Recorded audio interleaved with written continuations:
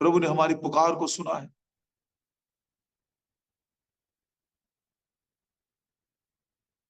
असल में इसको इस्राएलियों की जो गुलामी थी उसके द्वारा एक अच्छे तरीके से समझने के लिए हमें अवसर मिलता है। एक है मिस्र की गुलामी, द बॉन्डेज, और बार बार प्रभु यहोवा उनको स्मरण दिलाता रहा, बंधन का घर, तुम्हारी गुलामी का घर, the house of bondage, the house of bondage, वहां से मैंने तुमको छुटकारा देकर लाया है। असल में ये मिस्र की गुलामी है क्या? देखिए, निर्गमन की किताब उसका पहला अध्याय और 11 वचन में पढ़ते हैं। निर्गमन की किताब पहला अध्याय और उसके 11 वचन में, इसलिए उन्होंने उन पर बेगारी करने वालों को नियुक्त किया कि वे उन पर भार डाल डाल कर उनको दुख दिया करे, और उन्होंने फिरौन के लिए पितोम और रामसेस नामक भंडार वाले नगरों को बनाए। इंग्लिश में लिखा है they began to afflict them, हार डाल डाल कर उनको ऐसा एफ्लिक्ट किया। एफ्लिक्ट करना, दुख देने का मतलब है उनको इस रीति से भार डालकर दबाओ ताकि रेजिस्ट करने की शक्ति उनके अंदर कम हो जाए, विरोध करने की शक्ति उनमें से निकल जाए। भार डाल डालकर उनको दबाओ ताकि विरोध करने की शक्ति उनकी कम हो जाए और वो जो बोले वो करते रहे। ये मिस्र की गुलामी का पहला कदम है। उसके बाद उन्होंने क्या किया? देखिए 13 वचन में पढ़ते हैं, निर्गमन 1 अध्याय और उसका 13। तो भी मिस्रियों ने इसराइलियों से कठोरता के साथ सेवा करवाई। जीवन कठोर हो गया, जीवन बहुत ही दुख से भर गया है।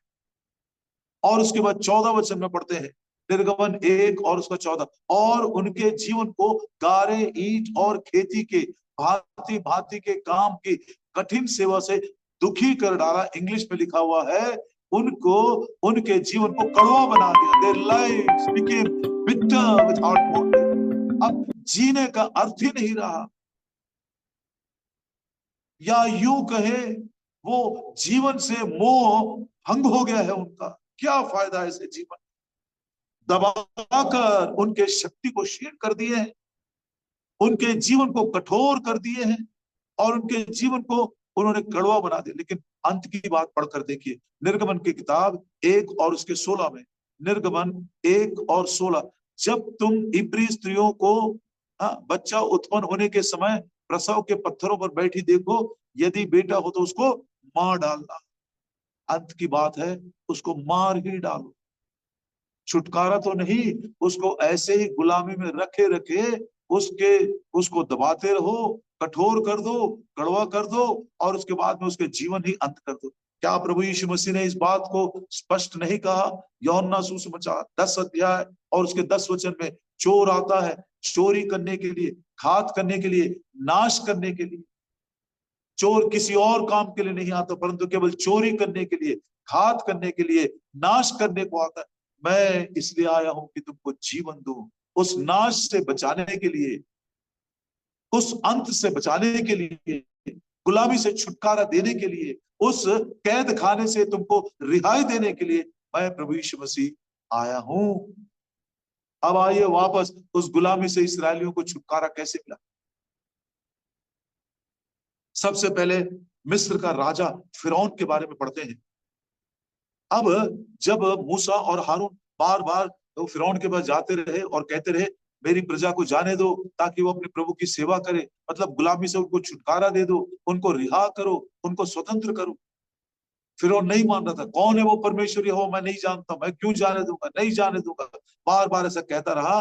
तो और जैसे जैसे मूसा और हारून अपने प्रयास को बढ़ाते गए तो फिरौन और ज्यादा कठोर होकर उनको यातना देने लगा। तो दुख के मारे इसराइलियों ने मूसा से क्या कहा? देखिए, निर्गमन की किताब 5 अध्याय और उसका 21 वचन। निर्गमन की किताब 5 अध्याय और उसका 21 वचन। और उन्होंने, मतलब इसराइलियों ने मूसा और हारून से ये कहा, यहोवा तुम पर दृष्टि करके न्याय करे, क्योंकि तुमने हमको फिरौन और उसके कर्मचारियों की दृष्टि में घृणित ठहराकर हमें घात करने के लिए उसके हाथ में तलवार दे दी है। तुम्हारे प्रयासों के कारण, तुम्हारे चमत्कारों के कारण, तुम्हारे सब प्रकार के मानवीय ये प्रयासों के कारण ऐसा लगता है कि तुमने खुद उस फिरौन को और ज्यादा भड़का दिया है और हमें घात करने के लिए उसी के हाथ में तलवार दे दिए हैं। मनुष्य के सारे प्रयास मानव प्रयोग एक तलवार के समान है, एक दिन जरूर हमको घात कर देंगे। चाहे कुछ भी हो, मैं बार बार ये बात कहना चाहता, चाहे वो धर्म की बात हो या कर्मों की बात हो, प्रभु ने उसी फिरौन को, जैसे लग रहा था कि उसके हाथ में अब वो तलवार है, वो हम सबको घात कर देगा, क्या क्या प्रभु ने, देखिए बड़ा सुंदर ये वचन है, हमारा हृदय आनंद के मारे भर जाएगा। एजिकियल की किताब उसका 30 अध्याय 21 और 22 वचन। एजिकियल की किताब 30 अध्याय 21 और 22 वचन। The book of Ezekiel chapter 30 verses 21 and 22। हे मनुष्य के संतान, मैंने मिस्र के राजा फिरौन की भुजा तोड़ दी है, और देख, न तो वह जोड़ी गई और न उस पर लेप लगाकर पट्टी चढ़ाई गई कि वो बांधने से तलवार पकड़ने के योग्य बन सके। फिरौन मिस्र का राजा अपने हाथ में तलवार लेकर घात करने के लिए था, लेकिन परमेश्वर यहोवा ने अपने सामर्थ के द्वारा उसकी भुजा को तोड़ दिया है, उसको लेप लगाकर अब चंगा भी नहीं कर सके, ताकि वो फिर से तलवार को पकड़ सके। 22 वचन में क्या कहता देखिए, अब जब शैतान के हाथ से उस फिरौन के राजा, फिरौन जो राजा, उसके हाथ से जब तलवार गिर गया, तो उसने सोचा दूसरा बाह, दूसरी भुजा जो मेरी अच्छी है, उससे मैं तलवार लेकर अब इनको मैं अपने कैद खाने में रखूंगा। इसलिए प्रभु यहोवा यूं कहता है, देख, मैं मिस्र के राजा फिरौन के विरुद्ध हूं और उसकी अच्छी और टूटी दोनों भुजाओं को तोड़ूंगा और तलवार को उसके हाथ से गिराऊंगा। अब शैतान के हाथ में तलवार पकड़ने की शक्ति भी नहीं है, ना वो तलवार से अब किसी को घात कर सकता है। कुलुस्सियों की पत्री 2 अध्याय 15 वचन, सब प्रधानताओं को, हुकूमतों को, अंधकार की शक्तियों को, उस शैतान के सारे हथियारों को उसने निस्त नाबूद करके खुला खुला तमाशा बना दिया, उसके सिर को उसने कुचल दिया, अपनी मृत्यु के द्वारा उसको उसने नाश कर दिया जिसके पास मृत्यु का अधिकार था। फिरौन जो मिस्र का राजा है, जिसको हम शैतान या लूसीफर भी कह सकते हैं, उसके दोनों भुजाओं को इस रीति से तोड़ दिया, उसको जोड़ने वाला, उसका लेप करने वाला भी कोई नहीं कि आज वो अपने तलवार को अपने हाथ में पकड़ के हमको घात कर सके। मृत्यु का भय निकाल दिया, उसकी शक्ति को निस्त्राबूत कर दिया, खुल्लम खुल्ला तमाशा बना दिया। क्या काम हमारे प्रभु यीशु मसीह ने क्रूस के ऊपर जय जयकार की घोषणा की। आज क्योंकि वो तलवार वो पकड़ भी नहीं सकता, उसकी दोनों भुजाएं टूटी पड़ी है, इसलिए वो गर्जने वाले सिंह के समान गरजता है। वो सिंह नहीं है, यहूदा का गोत्र का सिंह मेरा प्रभु यीशु मसीह, गर्जने वाले सिंह के समान वो नकल मारता है। कोई डर की बात नहीं।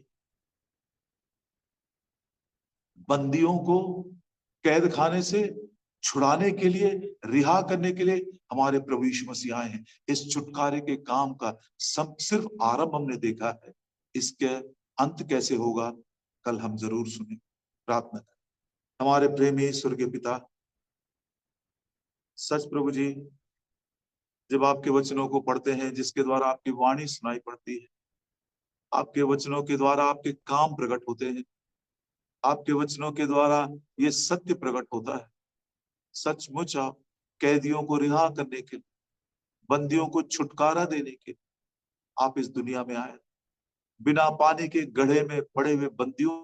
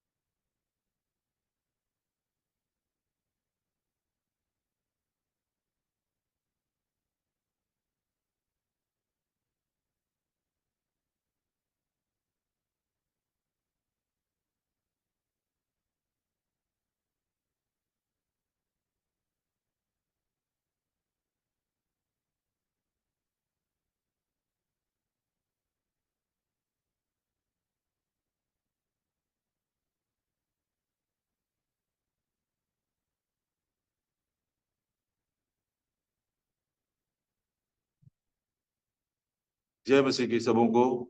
जय मसीह जय ब्रदर। अभी जय मसीह